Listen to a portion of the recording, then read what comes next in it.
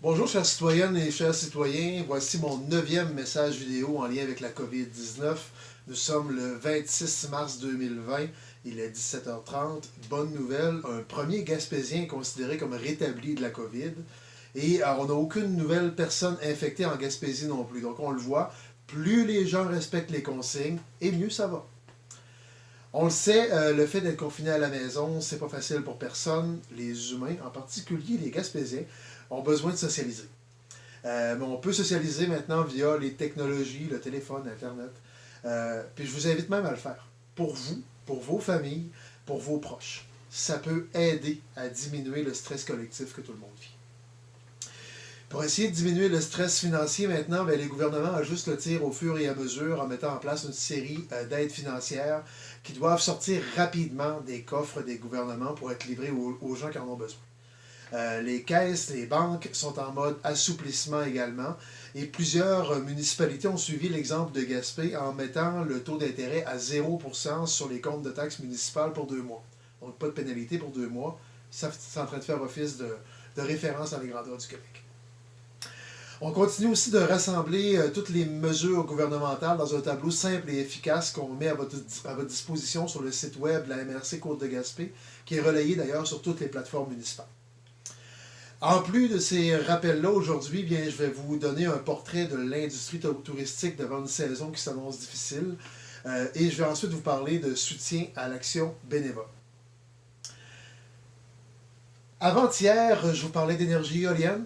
Hier, je vous parlais des pêches. Aujourd'hui, maintenant, le troisième gros pan de notre industrie ou de notre économie, l'industrie touristique. C'est dans un contexte où il devient évident que les gens ne bougeront pas beaucoup cet été. Ni au Québec, ni ailleurs dans le monde. Le tourisme, on le sait, ça apporte chaque année, surtout l'été en Gaspésie, c'est des millions et des millions de dollars dans notre économie.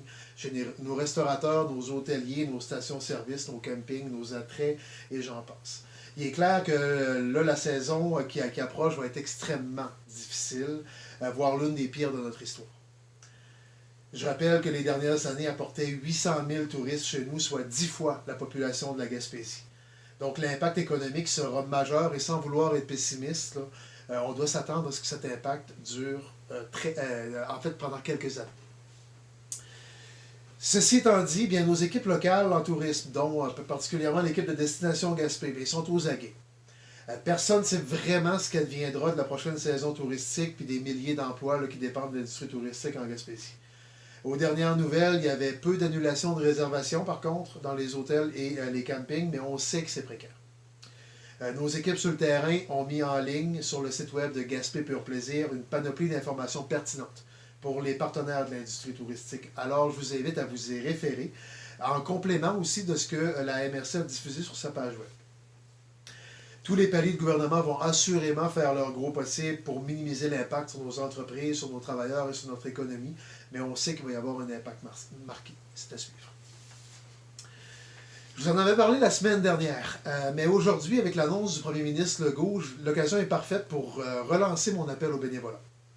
Le gouvernement du Québec a annoncé le lancement de la plateforme Je bénévole, en collaboration avec la Fédération des centres d'action bénévole du Québec, dont fait partie notre CAB à nous.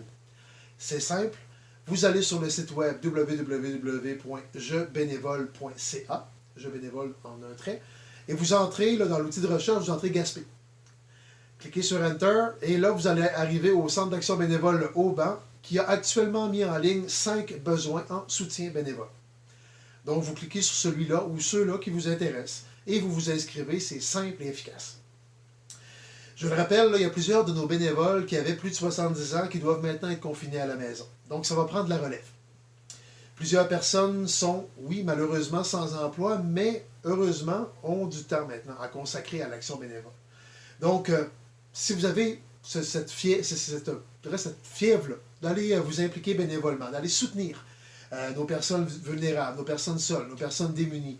Alors, j'ajoute ma voix à celle de François Legault aujourd'hui, puis je vous lance un appel à cette force vive-là qui est dans le milieu.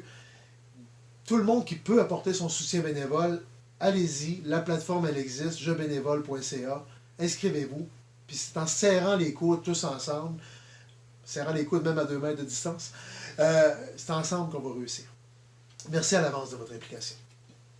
En terminant, je vous rappelle encore une fois le numéro de référence pour vos questions sur la COVID ou pour un rendez-vous pour les tests de dépistage. Donc, c'est le 1-877-644-4545 ou le 88-644-4545 ou encore sur le web au québec.ca/coronavirus.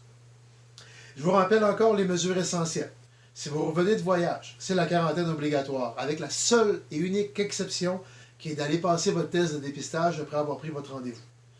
Si vous ne respectez pas ça, la loi vous expose à des amendes énormes et même à la prison. Donc c'est du sérieux. Respectez la quarantaine si vous revenez de voyage, s'il vous plaît. Puis pour tout le monde, on vous le rappelle encore une fois, évitez les contacts humains et restez à 2 mètres de distance. 2 mètres, c'est 6 pieds. Restez à 2 mètres de distance de tout le monde. Lavez-vous les mains fréquemment. Évitez tout rassemblement. Diminuez vos présences dans les lieux publics au strict minimum. Il y a encore des gens qui m'ont rapporté aujourd'hui qu'il y avait plein de monde qui se promenait en ville. Arrêtez-moi ça. C'est clair, la consigne est claire. C'est pas parce qu'il y a juste 3 cas en Gaspésie qu'on doit prendre ça à la légère. On n'attendra pas qu'il y ait 300 cas pour réagir. Il y a juste 3 en Gaspésie. C'est le moment d'agir et de rester chez vous. On n'arrête pas de le répéter, je vous le redis encore une fois. Je n'ai pu avoir de messages qui me disent qu'il y a plein de monde qui traîne partout.